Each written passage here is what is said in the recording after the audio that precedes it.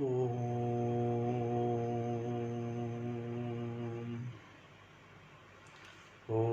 भूर्भुवः स्वः तत्सवितुर्वरेण्यं भृगो देवस्य धीमहि धियो यो नः प्रचोदयात्। ॐ सहना भवतु सहनौ भुनक्तु सह वीर्यं करवावहै तेजस्विनावधीतमस्तु मा विद्विषावहैः। ॐ शान्ति शान्ति शान्तिः। श्रुतिस्मृतिपुराणानाम् आलयं करुणालयं नमामि भगवत्पाद शङ्करं लोकशङ्करं शङ्करं शङ्कराचार्यं केशवं बादरायणं सूत्रभाष्यकृतौ वन्दे भगवन्तौ पुनः पुनः। ॐ त्वमेव माता च पिता त्वमेव बन्धुश्च सखा त्वमेव विद्या द्रविणं त्वमेव सर्वं मम देव। ओम गुरुदेव भगवान शिव शंकर भोलेनाथ कैलाशपति महाराज की जय। भगवान व्यास जी महाराज की जय। शंकराचार्य भगवान की जय। स्वामी चिन्मयानंद भगवान की जय। स्वामी दयानंद भगवान की जय। स्वामी प्रबुदानंद भगवान की जय। माता पिता की जय। सभी गुरु देवताओं की जय। स्वामी शुद्धानंद भगवान की जय। साध्वी आनंद ज्योति जी की जय। सभी गुरु देवताओं की जय। सभी गुरु देवताओं की जय। श्री कृष्ण गोविंद हरे मुरारी हे नाथ Narayan Vasudeva. Srimad Bhagavad Gita chapter 5, and yesterday we have seen verse number 19.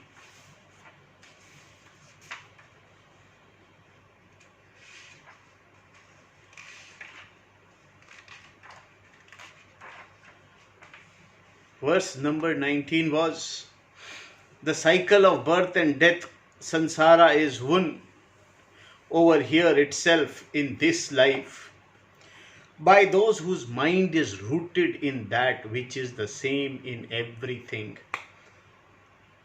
that is Brahman. Since Brahman, that is free from any defect, is always the same, they, the wise people, abide in Brahman. The cycle of birth and death,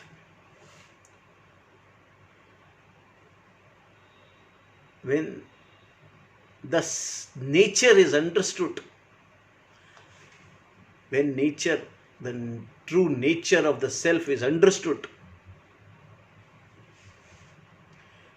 then we come to know that there is no death, there is no birth, there is no death, there is no coming and going. I am ever present as Brahman. I am ever present as Brahman. And I am Akarta as Brahman. Therefore, I don't have any defect. The Brahman is free from all defects.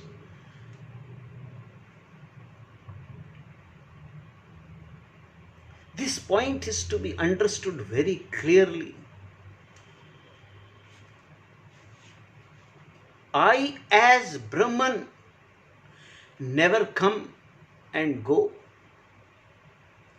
I as Brahman is ever present. Even the time is in me. I am not in time. Time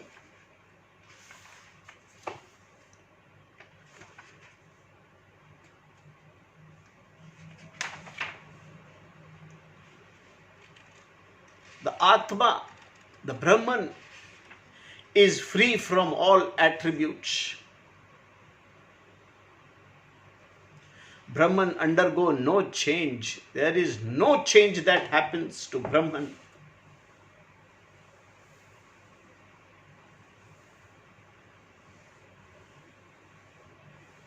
All changes happens only to attributes, not the Brahman. Therefore, the Brahman is free from all punyas and papas. And Brahman is free from all the qualities, all the gunas, all raga, dveshas, all gunas like satoguna, rajoguna, tamoguna.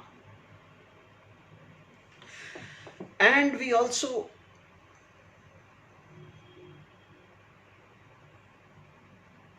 went through moksha is not after death. If person dies as a jiva, he doesn't attain any moksha after death. It is only he just travels to some loka, Swarga loka, Satya loka, Brahma loka and all the lokas. He travels. Travel means he again born in some other form. There are forms which he keeps on changing until he understands that he is not the form.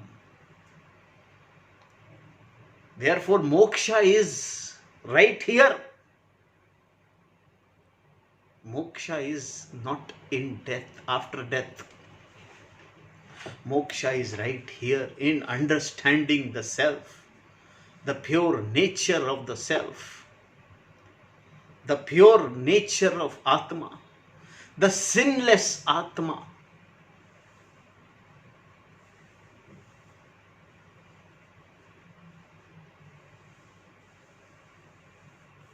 Atma doesn't have any defects. Those who don't understand Atma, the true nature of Atma, takes Atma with defects, like Atma, they take Atma as rich, poor, vegetarian Atma, non-vegetarian Atma, Shudra Atma. Atma is not in any attribute, sir.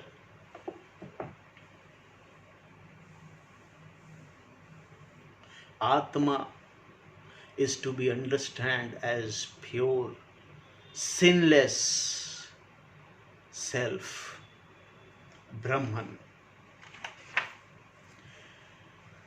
And further Bhagavan says, how a wise person would respond to the situations.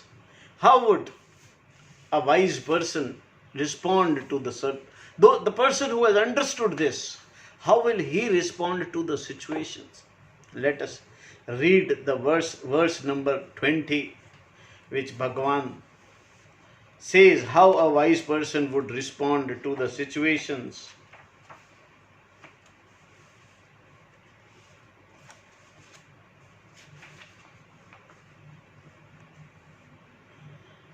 न प्रहस्येत् प्रियं प्राप्य न उद्विजेत् प्राप्य च अप्रियं स्थिरबुद्धिरस्मा मूढ़ः ब्रह्मवित् ब्राह्मणे स्थितः.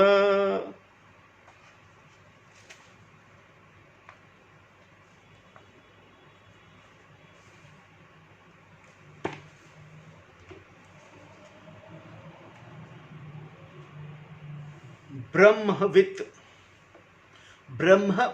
the one who knows Brahman, the one who knows Brahman is Brahmavit. Brahmani, in Brahman. Brahmani, in Brahman. Sthitah, established. Sthir buddhi, the sthir buddhi, the one whose knowledge is firm, the one whose knowledge is not shaky. I am Atma, or I am an individual, I am Jiva. But I am the karta, I do the work, I have done this karma, I have to bhog the karma phala, I am the bhokta, or I am the pure self. The one who is confused is not a sthir buddhi. He is not a viveki right now. Viveki has a sthir buddhi. He understands, he tries to understand with clarity. Asamudaha, one who is free from delusions. Pariyama, that which is desirable. Prapya, gaining. Na parasyet, would, does not rejoice over. Aprapyam cha, and that which is not likable. Prapya, gaining. Na udvijet, would, does not resent. The one who knows Brahman, the one who understands Brahman, who is established in Brahman, whose knowledge is firm, who doesn't have any doubt about self being one with the Brahman. His vision is clear. He doesn't have any doubt. The one who is absolutely clear, who is firm, and who is free from delusions, the person who is not diverted, would not rejoice over gaining that which is desirable, nor would he resent gaining that which is not likable. Very clearly, there is no raga dvesha for him. There is no raga dvesha left for him. If he gains what is desirable, it's good. If he doesn't gain, then also it is okay. In this verse, Krishna continues his discussion of the person who has vision of the self, Atma, as that which never undergoes any change, that which is always sama, same. Such people were referred as Samdarshina. In verse number 18, just we saw. Because they see this sameness, this Atma in everyone and everything, in Brahmana. In Brahmana, they see same Atma in Brahmana, they see same Atma in cow, they see same Atma in elephant, and they see same Atma in a dog, and the same Atma in dog eater. It is not that they see everyone and everything as equal. They don't see them as equal, but Atma is same. The Jivas are not equal, but Atma is same in all. That is same Atma. Like it is same water in all the waves. Whether wave is big, small, large, huge, but water is same. There is no difference in water. Water of this wave is different from the water of that small wave. No, sir. The water is same H2O in all the waves. So is Brahman, the Atma, same in all the Jivas. Jiva may be different in their size, in their attributes, they may be different. But Atma, the pure Atma, the Brahman, is same. Not even a particle is different. Not even slightest of thing is different. It is same. They see Atma, the self in everyone, that indulge, that undergo no change. It is very important distinction that needs to be clearly understood. Here in this verse we are told how such a wise person would respond to situation, both priya and apriya. Priya situation and apriya, the situation you like and the situation you don't like. How does wise person react to such kind of situations? Desirable or undesirable? Examples have already been given. A brahmana, one who has the knowledge and humility, vidya, vinayavan, and a dog eater, swapaka, respectively, swapaka. The wise person is called sthira buddhi. Sthira buddhi in this verse, which we shall discuss later. There is no mandate intended here. Gaining something desirable, priya prapyam, the sthira buddhi does not rejoice. Na praharyate, praharyaste. The form of the verb used here, praharshate, praharshat, generally implies a mandate. May the wise person not rejoice. May he or she not become elated. Elated means बड़ा ना हो जाए, कुछ प्राप्त हो जाए। धन की प्राप्ति से आदमी बड़ा हो जाता है, कुछ प्रिय चीज की प्राप्ति से the person is not elated. He or she doesn't become elated. But is this really a mandate? Krishna is not cautioning the wise here. He is not saying be very careful. You are knower of Brahman, and if you rejoice or get upset, your knowledge may be disturbed. So to get elated or troubled by anything, since there is no equation of wise person becoming elated or troubled, Krishna's statement, may not one become elated. May one not become elated by the desirable and troubled by the undesirable is not a mandate. It is very clear here, sir, that nothing is forced. It is not a mandate. That if you are a Brahmajnani, then you are not allowed to show your happiness or your unhappiness. If you are happy, you are happy. If you are unhappy, you are unhappy. It is not affected. The Gyan is not affected by your happiness and unhappiness. When knowledge take place, happiness and unhappiness is understood.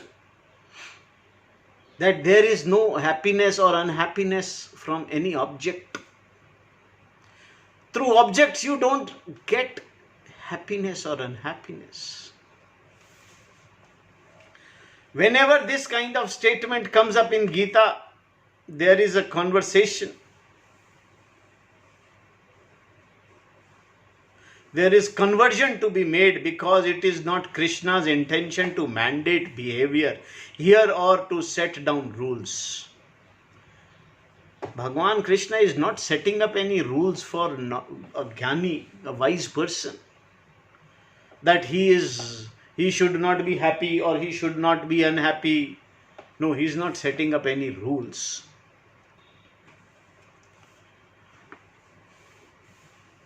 There are a lot of disturbances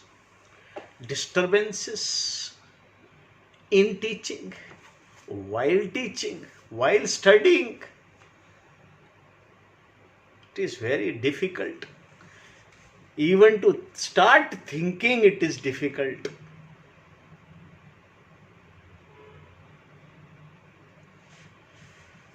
The words as they are, however, accomplish something in that they are quite statements. For those who want to become wise, Brahmavits, because they imply that by following karma yoga, the mind will become prepared for gaining knowledge.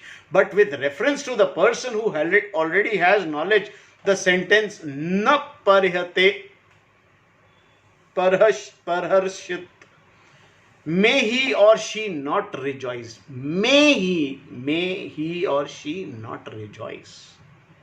Similarly, na udvijet, may he or she not get upset. Word may is there. He may get upset. He may not get upset. There is nothing big to wonder about. Is to be taken as na udvijet. He or she does not get. Generally, he or she does not get upset. This is the intended meaning here. See, this is very difficult. This is a point which is to be understood. You cannot bind knowledge with things, with absolute statements. He doesn't get upset. May he or she not get upset is to be taken as he or she will not get upset. They don't get upset. What Krishna is saying here is that if person is wise, he or she does not get elated when confronted by desirable situation. Nor does a such person get upset with undesirable situations. Apriyam prapyacha. This response to situation is quite unlike how others usually behave. When something desirable comes along, you become so elated, you hit the ceiling. To use the vernacular, and if it is something undesirable, you hit the ground, rolling around, moaning and groaning about your lot. In this way, your responses are like the ups and downs of a yo-yo, because everyone who is subject to elation is also subject for anti-climaxes that come in its wake. So, if you are elated by some situation, there is something coming which will bring you down. If you are down, then something will take you up. So you will keep on playing like a yo-yo. The wise person, on the other hand, is disturbed neither by the desirable nor the undesirable. Na paryashet pariyam prapya na udvijet prapya cha apriyam. The person does not become elated or dejected. One is happy with the desirable and not unhappy. One is happy with the desirable and not unhappy with the undesirable. This, which does not mean that wise person is happy with the undesirable and is not elated by the desirable. For wise person, there is only fullness, his or her own fullness. He is interested only in his or her completeness. He is complete. Nothing else completes him. There is no outside thing which will complete him. It is his own fullness which completes him. Such a person's fullness does not depend upon situations, because he or she is sthira buddhi, one whose knowledge of Atma, the self, is firm. The wise person knows. The wise person knowledge is steady. The wise person's knowledge is steady. Sthira. In his commentary of this verse, Shankaracharya ji defines sthira buddhi as one who knows firmly the one unchanging Atma, free of attributes. In all beings, such a person's knowledge, buddhi, is steady, sthira, meaning that it is firm, clear. Therefore, the person is called sthira buddhi. The word sthira is defined here because you may think that like a steady well-rooted tree, if you shake the knowledge, it may become uprooted. In fact, study knowledge cannot be shaken, which is why it is sthira study. In his definition, sthira buddhi, Shankara adds a word niravik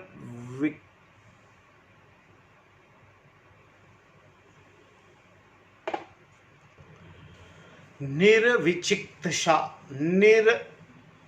Vichiktasha means doubt, and nirvichiktasha means that which is free from doubt. Study knowledge is firm knowledge, knowledge that is free from all doubts and vagueness. The one who has this doubt-free knowledge, the one who has a doubt-free knowledge is called sthira buddhi, the one who doesn't have any doubt left. The one, when one's knowledge is absolutely doubt-free, the person is free from moha, delusion. There is no delusion whatsoever about Atma. The person does not take Atma as the karta, doer, or as the bhokta, enjoyer, nor does the person think that Atma is something that is located in some place which is different from everything else. Such a person is called asammudha. Here, there is no Brahman other than Atma itself. The person asammudha, because he or she is Brahmavit, the one who knows Brahman. The one who knows Atma is an Atmavit, and he is Brahmavit. And the one who knows Brahman, the one who knows Atma is Brahmavit, and the one who knows Brahman is Atmavit, because there is no Brahman other than the Atma. Atma is Brahman, therefore one who knows Atma is Brahmavit. And being a Brahmavit, the person is said to be established in Brahman alone. Brahmavit iva sthitah. The knowledge of Brahman is not something one can lose because it is oneself. Thus, the one who knows Brahman abides in Brahman. Knowing Brahman is not a matter for memory. Memory is something that one collects about an object. There is no memory for Brahman. Brahman is not in memory. Here the person was ignorant about the nature of Atma. And ignorance is no longer there now because the self is always there. There is no question of forgetting the self. The self was there. Because of ignorance, the person is not recognizing it. The person who knows Brahman is Brahman, and he or she remains in Brahman. Even after death, the person is Brahman. The entire meaning then is expressed by this one short sentence. Sthira buddhi asamamoodah brahmavit brahmani sthitah.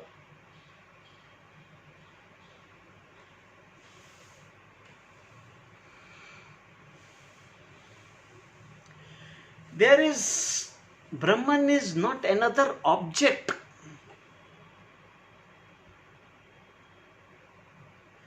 To be discovered. It is an ignorance about Brahman which is to be removed. The error about Brahman which is to be removed. The error of being a jiva is to be removed. And when this error is removed, Brahman is there. Brahman was always there. When not understood was Brahman. When understood, then also Brahman.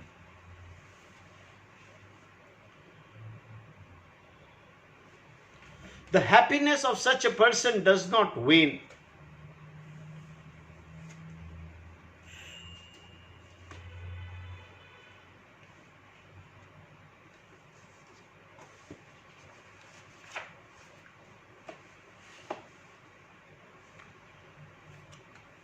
ब्रह्मस्पर्शेषु असक्त आत्मा विन्दति आत्मनीयत सुखम् स ब्रह्मयोगयुक्तात्मा सुखम् अक्षयम् अशनुते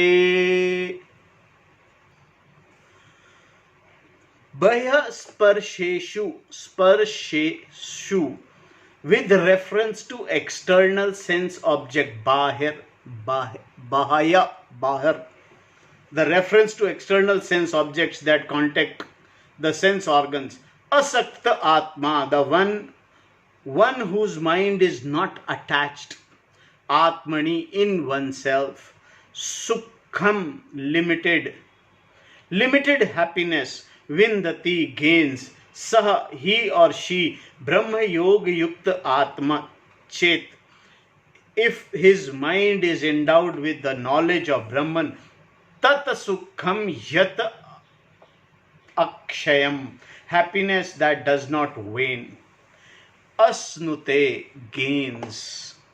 The one whose mind is not attached to the external sense objects gain limited happiness in oneself. Whereas if his mind is endowed with the knowledge of Brahman, he gains that happiness that does not wane.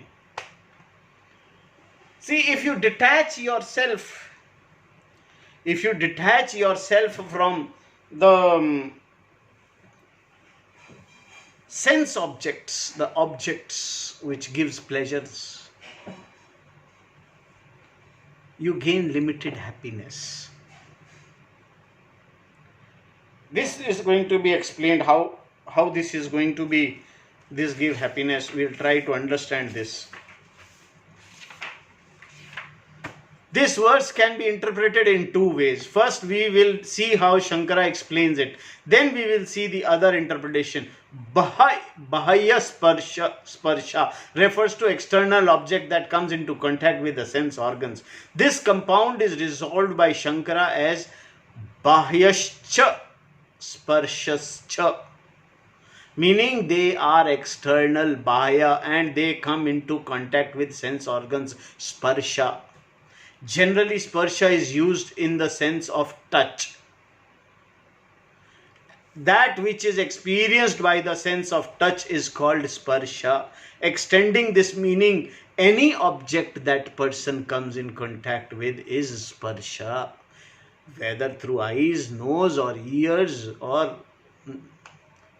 anyway, is sparsha. The sense object such as sound, etc. are sparsha, and they are external, therefore they are bahaya sparsha. Sad bahaya sound, sad bhadyaha, etc. includes all sounds, forms, touch, taste and smell, and with reference to these external objects, bahaya sparsheshu, the person is asakta atma. That is, his or her mind, atma, is uninvolved, asakta, with any of them, meaning that the person's mind is not hooked by them. In other words, the fancies of the mind do not bother the person. The one whose mind is not carried away by such fancies with reference to external sense object is therefore described in this verse in two words, bahya sparsheshu asakta atma, freedom from longing. Shankara expresses this bahya sparsheshu asakta atma as one who is free from longing with the reference to the same sense objects, as vaisheshu priti varajita, a person who does not miss the external object. This being so, the person gains the happiness that is the atma atmani yat sukham tat vindhate. Atma here means satchit ananda atma. Happiness, sukh, has to be mentioned in this way because people generally think that the object themselves gives them sukha. But the wise person is also happy without objects, being instrumental in any way. If wise person is not elated by the object, how does he become happy? He is happy because any happiness is with himself. Sukha is the very sparsha. Sukha is the very swarupa. If this is understood, then the sukha, there is no outside object which can give sukha. The sukha, the actuality, nature of Atma. Sukha really means fullness here.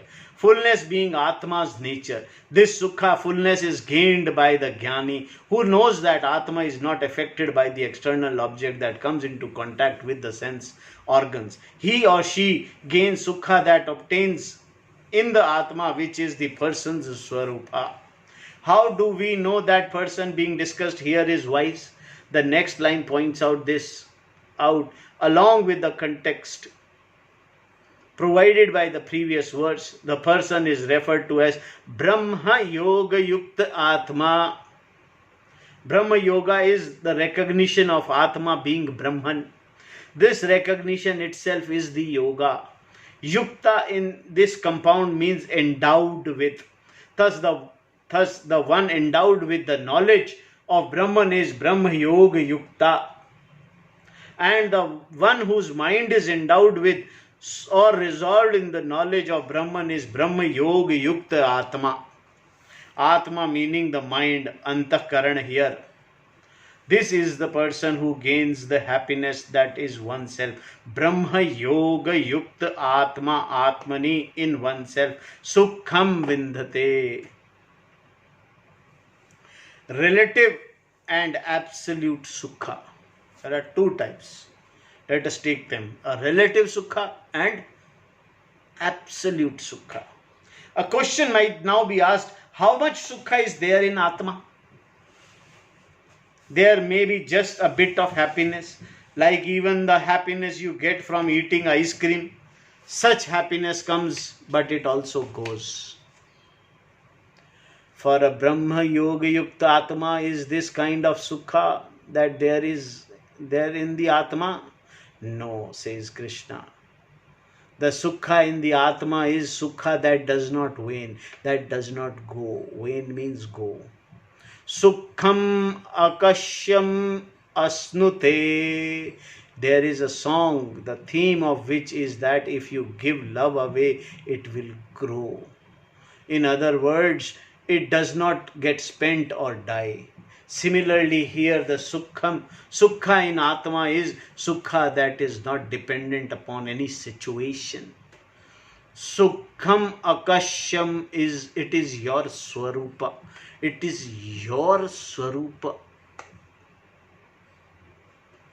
This verse can also be looked at as a description of two different people by taking the two lines separately. The first line describes the karma yogi who is not carried away by fancies. Bahaya sparsheshu asakta atma, and the second line describes the jnani, one who is endowed with knowledge of Brahman, Brahma Yoga Yukta Atma. If we look at the words in this way, we see that there are two types of sukha mentioned here. A person who does not depend on any external object or situation for his or her happiness. Whether he or she lives the lifestyle of sannyasi or karma yogi, has an attitude, cheerfulness and contentment that whatever there is, and because of this attitude the person gains a greater degree of sukha than the person who is entirely dependent upon the presence of desirables and the absence of undesirables. The later person's sukha is definitely going to be more short-lived when compared to the sukha of a person who is not dependent on the situations. For example, one may like tofu,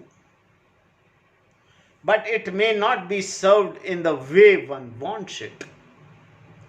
One may like it as it is, and it may even come to one as a fried tofu. Therefore, there are comparable degrees of sukha that people get, and the world over is same. Generally, people are dependent on their sukha upon desirable things coming and undesirable things staying away. The sukha of maturity. Suppose there is a person who because of an inner maturity is able to find happiness, cheerfulness in doing what he or she can do. Such a person definitely gains some sukha because of a prayerful attitude. The person picks up sukha that is totally dependent upon his or her raga dveshas. Instead, it depends upon the person's sense of satisfaction. This is the person who begins to discover that there are things that are to be done and enjoys doing them as an offering to the Lord. Ishvara Arpana Buddhi. Because the person is courting the Lord, so to speak, he or she will naturally discover a certain joy. And because of this love or cheerfulness that person enjoys, one is not held by ragas and dveshas. The freer you are from your raga dvesha, the more you can enjoy small things. Even the stars are enjoyable to you. There are many things in life you can enjoy without fulfilling your likes and dislikes. Thus, the person who is bahaya sparsheshu asakte atma gains sukha in the mind. Even if the person gives up something, one does not really miss it. And again, there is a sukha which is limited, but definitely better than the sukha enjoyed by the person who is totally dependent on the one's ragas and dveshas. The sukha of the person who is committed to raga dvesha is going to be very limited and is not going to be lasting at all. Whereas the one who is not in the hands of ragas and dveshas, whether the karma yogi or a sannyasi, has a disposition because of which happiness is gained in oneself. Atmani sukham vindati. Here, Atmani should be taken as in oneself. That is in one's mind. Now, what happens if the same person is bias parsheshu asakta atma, becomes a Brahma Yoga Yukta Atma? By withdrawing from the hold of Raga Dvesha, the person definitely gains some sukha. But when the same person becomes one with the Brahman, when the person's mind is alive to the knowledge of Brahman, what sukha will such a person gain? Such a person gains a sukha that does not wax or wane. The sukha that is swarupa of oneself. If the person is not dependent on raga deshas and has the knowledge of Brahman, he attains the ultimate sukha. We see in all of these an order. The one whose mind is not attached to external object, there is some sukha. Not because the objects, but because of the cheerfulness of the mind. This is due to antakaran shuddhi. And if such a person becomes a Brahma Yoga Yukta Atma, the sukha gained will be one's very nature, limitless and eternal.